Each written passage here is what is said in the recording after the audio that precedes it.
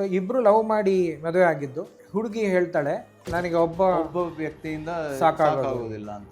2 ತಿಂಗಳ ಮಗುವನ್ನು ಇಟ್ಕೊಂಡು ಇನ್ನೊಬ್ಬ ಗಂಡಸಿನ ಜೊತೆ ರೆಸಾರ್ಟಿಗೆ ಹೋಗಿ ಮಗುವನ್ನೇ ಪಕ್ಕದಲ್ಲಿ ತೊಟ್ಟಿಲಲ್ಲಿ ಮಲಗಿಸಿ ಅವನೊಟ್ಟಿಗೆ ಮಲಗಿ ಬಂದಿದ್ದಾಳೆ ಅಂತಂದರೆ ನಾನು ಏನು ಮಾಡಲಿ? ವಾಟ್ಸಪ್ಪಲ್ಲಿ ಇವಳಿಗೆ 4-5 ಜನರೊಟ್ಟಿಗೆ ಚಾಟ್ ಆಗ್ತಾ ಇದೆ. ಇದು ಒಂದೇ ಆಗಿದ್ದಿದ್ರೆ ನಾನೇನೋ ಕಂಪನಿಗಳಲ್ಲಿ ಕೆಲಸ ಮಾಡ್ತಾ ಇರೋರು ಅವ್ರ ಜೊತೆ ಎಫೇರು, ಮನೆಯಲ್ಲಿ ಹೆಂಡತಿ ಬೇರೆ ಇರ್ತಾರೆ ಅಥವಾ ಗಂಡ ಮನೆಯಲ್ಲಿ ಬೇರೆ ಇರ್ತಾರೆ. ಆದರೆ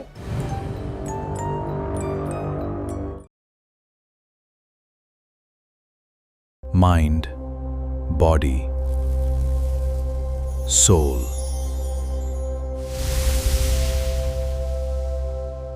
ನಮಸ್ಕಾರ. ಮನಸ್ಸೇ ಓ ಮನಸ್ಸೇ ಸೀರೀಸ್ನ ಈ ಸಂಚಿಕೆಗೆ ನಿಮ್ಮೆಲ್ಲರಿಗೂ ಕೂಡ ಸ್ವಾಗತ. ನಮ್ಮ ಜೊತೆ ಅಕ್ಷರ ದಾಮ್ಲೆ ಅವರಿದ್ದಾರೆ. ಅವ್ರನ್ನ ಕಾರ್ಯಕ್ರಮಕ್ಕೆ ಸ್ವಾಗತ ಮಾಡೋಣ. ನಮಸ್ಕಾರ. ಬೇರೆ ಬೇರೆ ವಿಚಾರಗಳ ಬಗ್ಗೆ ಮಾತಾಡ್ತಾ ಇರ್ತೀವಿ. ಹಿಂದೆ ಕೂಡ ಒಂದಿಷ್ಟು ಅಂದರೆ ಸೋಷಿಯಲಿ ತುಂಬಾ ರೆಲೆವೆಂಟ್ ಆಗಿರುವಂಥ ವಿಷಯ, ಪ್ರತಿ ಸಂಚಿಕೆಯಲ್ಲೂ ಕೂಡ ಒಂದಲ್ಲೊಂದು ಇದು ಸಂಬಂಧ ಸಮಾಜಕ್ಕೇ ಇರುವಂಥದ್ದು. ಆದ್ರೂ ಈ ಒಂದು ಸಂಬಂಧ ಅಂತ ಬಂದಾಗ ಅದರಲ್ಲಿ ಎಕ್ಸ್ಟ್ರಾ ಮ್ಯಾರಿಟಲ್ ಅಫೇರ್ಸ್ ಅನ್ನುವಂಥದ್ದು ಒಂದು ಗಂಡು ಹೆಣ್ಣಿನ ಸಂಬಂಧವನ್ನು ನಿರಂತರವಾಗಿ ತೊಂದರೆ ಕೊಡುವಂಥ ಕಾರಣ ಕೂಡ ಆಗಿರುತ್ತೆ. ಸೊ ಈ ಎಕ್ಸ್ಟ್ರಾ ಮ್ಯಾರಿಟಲ್ ಅಫೇರ್ಸ್ ಅನ್ನೋ ವಿಷಯಕ್ಕೆ ಬಂದಾಗ ಏನು ಉದಾಹರಣೆಗಳಿದೆ ಅಂತ ಹೇಳಿದ್ರಿ? ಎಕ್ಸ್ಟ್ರಾ ಮ್ಯಾರಿಟಲ್ ಅಫೇರ್ ಅನ್ನೋದು ಇತ್ತೀಚೆಗೆ ಒಂದಷ್ಟು ವರದಿಗಳು ಬಂತು. ಆ ವರದಿಗಳಲ್ಲಿ ಏನು ಹೇಳಿದ್ದಾರೆ ಅಂತಂದರೆ, ಇತ್ತೀಚಿನ ದಿನಗಳಲ್ಲಿ ತುಂಬ ಈಗ ಮಾಮೂಲಿ ಡೇಟಿಂಗ್ ಆ್ಯಪ್ಗಳು ಏನಿದೆ ಅದೇ ಥರ ಮ್ಯಾರಿಡ್ ವ್ಯಕ್ತಿಗಳಿಗೆ ಅಂದರೆ ಮದುವೆ ವೈವಾಹಿಕ ಎಕ್ಸ್ಟ್ರಾ ಮ್ಯಾರಿಟಲ್ ಅಫೇರ್ಗೋಸ್ಕರನೇ ಡೆಡಿಕೇಟೆಡ್ ಆಗಿರುವಂಥ ಆ್ಯಪ್ಗಳಿದೆ. ಸೊ ಅದರಲ್ಲಿ ಸಬ್ಸ್ಕ್ರೈಬರ್ ಬೇಸ್ಗಳು ಜಾಸ್ತಿ ಆಗ್ತಾ ಇವೆ. ಇದು ಒಂಥರ ನಮಗೆ ಸಮಾಜಕ್ಕೆ ಆತಂಕ ತರುವಂಥ ವಿಷಯ. ಯಾಕೆಂತಂದರೆ ಹಾಗಿದ್ರೆ ಸಮಾಜ ಎಲ್ಲಿ ಹೋಗ್ತಾ ಇದೆ ಅಥವಾ ಈ ನಮ್ಮ ಒಂದು ಕಟ್ಟುಪಾಡುಗಳು ಎಲ್ಲಿ ಕಳೆದು ಹೋಗ್ತಾ ಇವೆ ಅನ್ನೋದನ್ನು ನಾವು ಯೋಚನೆ ಮಾಡಬೇಕಾದಂಥ ವಿಷಯ. ಅದರಲ್ಲೂ ಕೂಡ ಬೆಂಗಳೂರು ಲೀಡಿಂಗ್ನಲ್ಲಿದೆ ಅನ್ನೋದು ಕೂಡ ನಮಗೆ ಇನ್ನೊಂದು ಕಾಳಜಿ ತರುವಂಥ ವಿಷಯ. ಸೊ ಈ ಥರದ ಎಕ್ಸ್ಟ್ರಾ ಮ್ಯಾರಿಟಲ್ ಅಫೇರ್ಸು ಯಾವ ರೀತಿಯಲ್ಲಿ ಸ್ಪ್ರೆಡ್ ಆಗ್ತಾ ಇದೆ ಅಂತಂದರೆ, ಈಗ ಎಷ್ಟೋ ಸರ್ತಿ ಕಂಪನಿಗಳಲ್ಲಿ ಕೆಲಸ ಮಾಡ್ತಾ ಇರೋರು ಅವ್ರ ಜೊತೆ ಎಫೇರು, ಮನೆಯಲ್ಲಿ ಹೆಂಡತಿ ಬೇರೆ ಇರ್ತಾರೆ ಅಥವಾ ಗಂಡ ಮನೆಯಲ್ಲಿ ಬೇರೆ ಇರ್ತಾರೆ, ಆದರೆ ವರ್ಕ್ ಪ್ಲೇಸಲ್ಲಿ ಎಫೇರು, ಆಮೇಲೆ ಅಥವಾ ಜೊತೆಗೆ ಟ್ರಾವೆಲ್ ಮಾಡ್ತಾ ಇದ್ದಾರೆ ಅನ್ನುವಂಥ ಸಂದರ್ಭದಲ್ಲಿ ಎಫೇರು. ಸೊ ಹೀಗೆ ಇತ್ತೀಚಿನ ದಿನಗಳಲ್ಲಿ ಎಕ್ಸ್ಟ್ರಾ ಮ್ಯಾರಿಟಲ್ ಅಫೇರ್ ಅನ್ನೋದು ತುಂಬ ಕೇಳಲಿಕ್ಕೆ ಬರ್ತಾ ಇರುವಂಥ ವಿಚಾರ. ಅದರಲ್ಲೂ ಕೂಡ ಒಂದು ಎಲ್ಲಿವರೆಗೆ ಅಂದರೆ, ನನ್ನ ಹತ್ರ ಒಂದು ಕಪಲ್ ಬಂದಿದ್ದರು. ಹೆಂಡತಿ ನನ್ನ ಹತ್ರ ಫಸ್ಟ್ ಅಪಾಯಿಂಟ್ಮೆಂಟ್ ತೊಗೊಂಡ್ರು.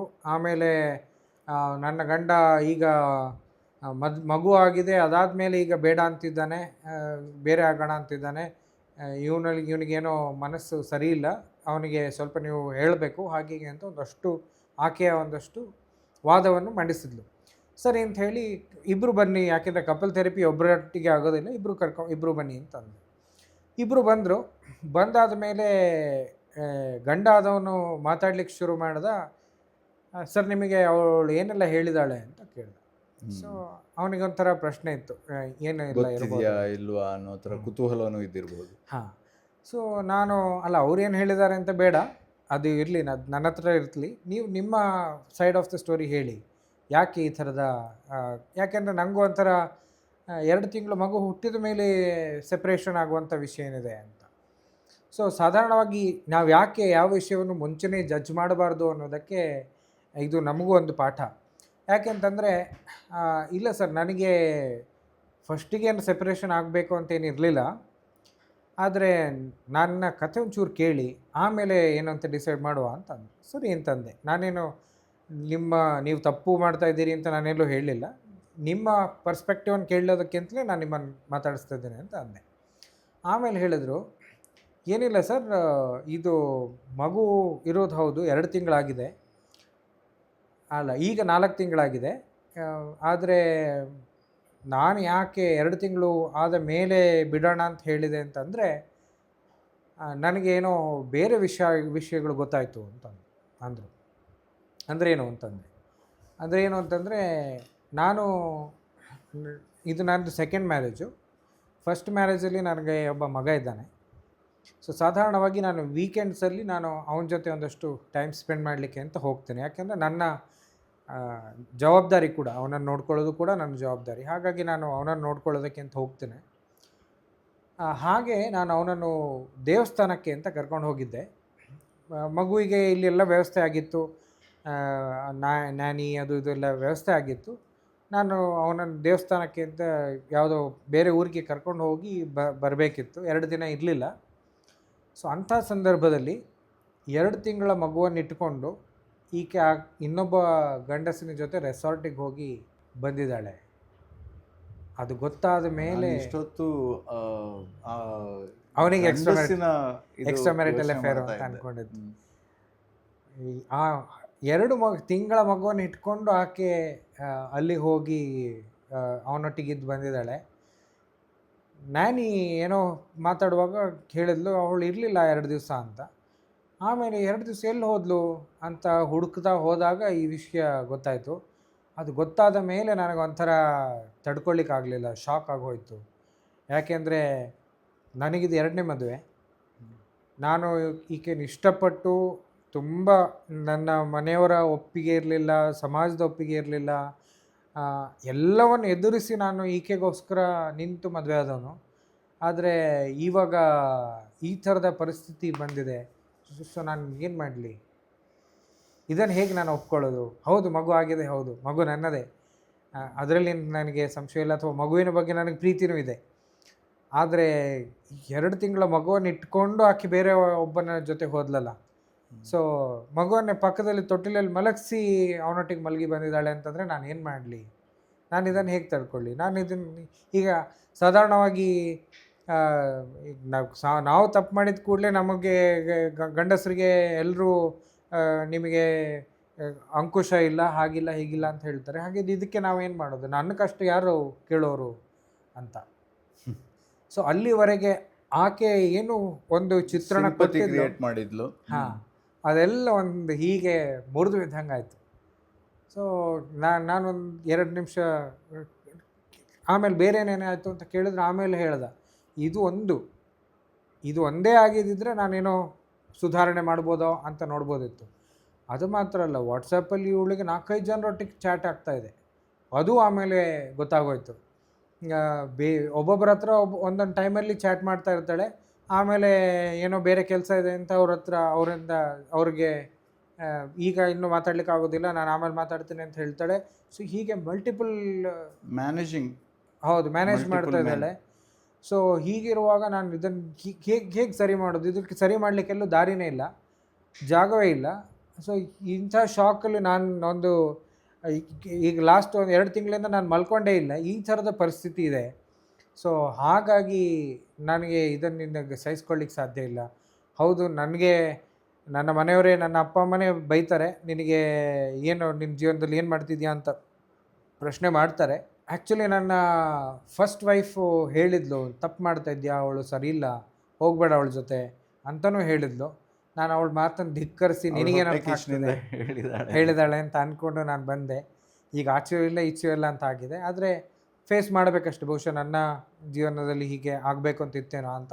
ಅಂದರೆ ಈಗ ಓವರಾಲ್ ಏನು ಅಂದರೆ ಈ ಎಕ್ಸ್ಟ್ರಾ ಮ್ಯಾರಿಟಲ್ ಅಫೇರ್ಸನ್ನು ಇದು ಅಂದರೆ ಅದು ಏನು ಒಬ್ಬೊಬ್ಬರ ಸೈಕಾಲಜಿ ಮೇಲೆ ಹೋಗುತ್ತಾ, ಮತ್ತು ಈಗ ಜಾಸ್ತಿ ಆಗ್ತಾ ಇದೆ ಅಂತ ಕೂಡ ಹೇಳ್ತಿದ್ದೀರಿ ನೀವು. ಅದಕ್ಕೆ ಪ್ರಾಬ್ಲಿ ಸೋಷಿಯಲ್ ಮೀಡಿಯಾ ತುಂಬ ಹೆಲ್ಪ್ ಮಾಡ್ತಿದೆ, ಮತ್ತು ಈ ಆ್ಯಪ್ಗಳು ಅದೆಲ್ಲ ಸಪೋರ್ಟ್ ಮಾಡ್ತಿದೆ. ಹೌದು, ಬಟ್ ಏನು ಇದು ಬಟ್ ಇನ್ ಜನರಲ್ ನನಗಿರುವಂಥ ಪ್ರಶ್ನೆ ಏನು ಅಂತಂದರೆ, ಆ್ಯಸ್ ಇಟ್ ಈಸ್ ಒಬ್ಬ ಮನುಷ್ಯ ಅನ್ನೋನು, ಹುಡುಗ ಆಗಲಿ ಹುಡುಗಿ ಆಗಲಿ, ಅಂದರೆ ಮೊನಾಗಮಿ ಅನ್ನೋದೇ ಇಟ್ ಈಸ್ ಫೋರ್ಸ್ಡ್ ಕಾನ್ಸೆಪ್ಟ್ ಅಂತ ನನಗೆ ಗೊತ್ತಿರುವಂಥದ್ದು. ಸೊ ತುಂಬ ಥಿನ್ ಇದರಲ್ಲಿ ಐಸ್ನಲ್ಲಿ ನಡೆಯುವಂಥ, ಅಂದರೆ ತೆಳ್ಳಗಿನ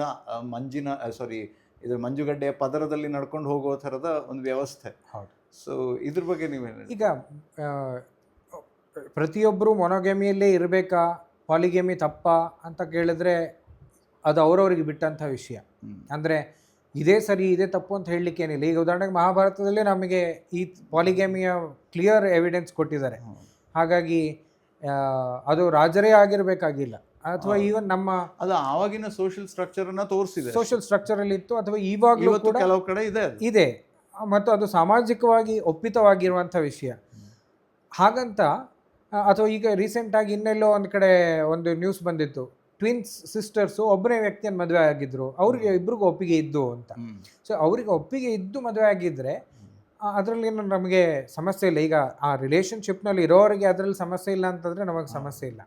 ಆದರೆ ಎಷ್ಟೋ ಜನ ಈ ಮೊನೋಗಮಿಯ ಕಾನ್ಸೆಪ್ಟನ್ನೇ ನನ್ನ ಜೀವನದಲ್ಲಿ ರಿಲೇಷನ್ಶಿಪ್ ಅಂದರೆ ಹೀಗೆ ಅಂತ ಒಂದು ಡಿಫೈನ್ ಮಾಡಿ ಇಟ್ಕೊಂಡಿರ್ತಾರೆ, ಬೆಳೆಸ್ಕೊಂಡಿರ್ತಾರೆ. ಹೌದು.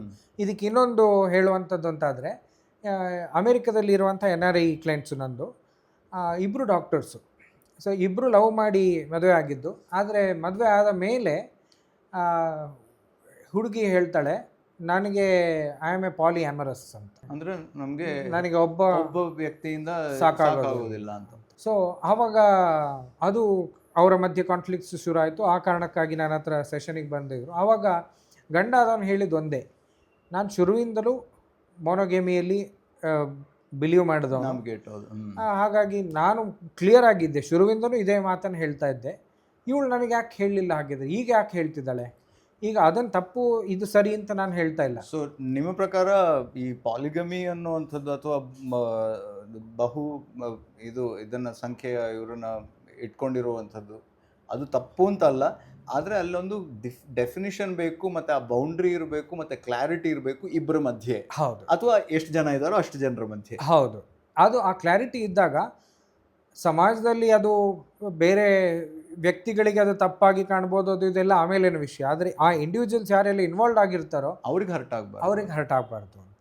ಸೊ ಆ ವಿಷಯವನ್ನು ನೋಡಿದಾಗ ಈ ಥರ ಆ ವ್ಯಕ್ತಿ ಅದೇ ಹೇಳಿದ್ರು, ಅವಳು ಪಾಲಿಯಾಮರಸ್ ಆಗಿದ್ರೆ ನಂದೇನು ಅಡ್ಡಿ ಇಲ್ಲ, ಬಟ್ ನನಗೆ ಒಪ್ಪಿತವಾಗಿಲ್ಲ. ನಾನು ಇದನ್ನು ಕ್ಲಿಯರಾಗಿ ಮುಂಚೆನೇ ಮದುವೆಗಿಂತ ಮುಂಚೆ ಹೇಳಿದ್ದೆ. ಈಗ ಇವಳು ಮದುವೆಯಲ್ಲಿ ಅದು ಸರಿಯಾಗಿಲ್ಲ, ಇದು ಸರಿಯಾಗಿಲ್ಲ ಅಂತೆಲ್ಲ ತರೋದು. ಕೆಲವರಿಗೆ ಅದು ಮದುವೆ ಆದ ನಂತರ ಆ ಭಾವನೆ ಬೆಳೆಯೋ ಚಾನ್ಸಸ್ ಇದೆಯಾ?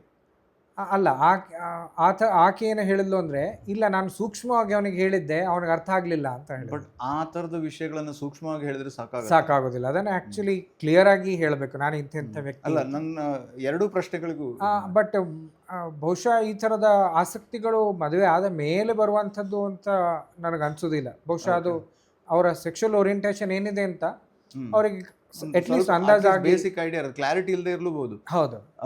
ಮತ್ತು ಕೆಲವೊಮ್ಮೆ ಆ ಸಂಬಂಧದಲ್ಲಿ ಉಂಟಾದಂತಹ ಕೆಲವು ಘಟನೆಗಳಿಂದ ಹುಟ್ಟುಕೊಳ್ಳುವಂಥದ್ದು ಇರಲೂಬಹುದು. ಅದು ಬೇರೆ. ಈಗ ಸಂಬಂಧದಲ್ಲಿ ಪಾಯಿಂಟ್ಗಳು, ಹೌದು, ಸಂಬಂಧದಲ್ಲಿ ಬಿರುಕು ಉಂಟಾದ ಕಾರಣದಿಂದಾಗಿ ಬೇರೆ ವ್ಯಕ್ತಿಯ ಕಡೆಗೆ ಅದು ಕೂಡ ಈಗ ಇತ್ತೀಚೆಗೆ ತುಂಬ ಕಾಣಿಸ್ಕೊಳ್ತಾ ಇದೆ. ಯಾಕೆ ಅಂತಂದರೆ, ಎಷ್ಟೋ ಸರ್ತಿ ಗಂಡ ಹೆಂಡತಿಯ ಮಧ್ಯೆ ಸಮಾಲೋಚನೆಗೆ, ಸಂಭಾಷಣೆಗೆ ಅವಕಾಶವೇ ಇಲ್ಲ ಅಥವಾ ಸಮಯವೇ ಇಲ್ಲ.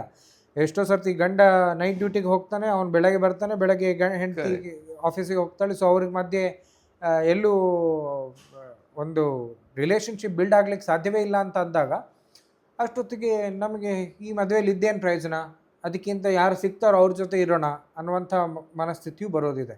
ಸೊ ಆವಾಗ ನಾವೇನು ಮಾಡಬೇಕು, ಈ ಸಂಬಂಧಗಳನ್ನು ಫಸ್ಟ್ ಗಟ್ಟಿ ಮಾಡ್ಕೊಳ್ಬೇಕು. ಇಲ್ಲ ಅಂತಂದರೆ ಒಂದು ಮದುವೆ ಅನ್ನುವಂಥ ಒಂದು ಬಂಧಕ್ಕೆ ಒಳಗಾಗದೇ ಇದ್ದರೆ ಅವರವರ ಇಷ್ಟ ಅಂತ ಹೇಳ್ಬೋದು. ಆದಮೇಲೆ ಅದು ಹೇಗೆ ಅನ್ನೋದಕ್ಕೆ ಒಂದು ಡೆಫಿನೇಷನ್ ಅಂತ ಇರಬೇಕು. ಇಲ್ಲ ಅಂತಂದರೆ ಅದೊಂಥರ ಗೋಜಲಾಗಿ ಎಲ್ಲರಿಗೂ ಸಮಸ್ಯೆ. ಮತ್ತು ಮದುವೆ ಅಂತ ಆದಮೇಲೆ ಅದು ಇಬ್ಬರ ವಿಷಯ ಅಷ್ಟೇ ಅಲ್ಲ, ಅಲ್ಲಿ ಮನೆಗಳು, ಕುಟುಂಬಗಳು ಇನ್ವಾಲ್ವ್ ಆಗ್ತವೆ. 2 ಆಗಲಿ 3 ಆಗಲಿ 4 ಆಗಲಿ, ಹೌದು, ಅವುಗಳದ್ದು ಇಫೆಕ್ಟ್ ಆಗುವಂಥ ಚಾನ್ಸಸ್ ಇರುತ್ತೆ. ಅವೆಲ್ಲರ ಮೇಲೆ ಇಂಪ್ಯಾಕ್ಟ್ ಆಗಬಾರ್ದು ಅಂತಾದರೆ ಮೊದಲೇ ಕ್ಲಾರಿಟಿ ಬೇಕು ಮುಖ್ಯವಾಗಿ. Thank you so much. So extra marital affairs ಅನ್ನೋದು ದಿನೇ ದಿನೇ ಕಾಮನ್ ಆಗ್ತಾನೂ ಇರ್ಬೋದು, ಬಟ್ ಆ ಕಮ್ಯುನಿಕೇಷನ್, ಸಂಬಂಧಗಳ ಮಧ್ಯೆ ಮುಖ್ಯವಾಗಿ ಬೇಕಾಗಿರುವಂಥದ್ದು ಆ ಕಮ್ಯುನಿಕೇಷನ್, ಅದನ್ನು ಸ್ಪಷ್ಟವಾಗಿ ಇಟ್ಕೊಂಡು ಬೌಂಡ್ರೀಸನ್ನು ಡಿಫೈನ್ ಮಾಡಬೇಕಾಗಿರೋದು ಮುಖ್ಯ ಅಂತ ಹೇಳಿದ್ರು. ಮುಂದಿನ ಸಂಚಿಕೆಯಲ್ಲಿ ಮಾತಾಡೋಣ. ಇಲ್ಲಿಗೆ ಈ ಸಂಚಿಕೆಯನ್ನು ಮುಗಿಸೋ ಹೊತ್ತು. ಬಡಕಿಲಾ ಪ್ರದೀಪ್ ಯೂಟ್ಯೂಬ್ ಚಾನಲಲ್ಲಿ ನಿಮಗಾಗಿ ದಿನನಿತ್ಯ ಸಂಚಿಕೆಗಳ ಸರಣಿ ಕಾಯ್ತಾ ಇರುತ್ತೆ. ಸಿಗ್ತೇನೆ. ನಮಸ್ತೆ.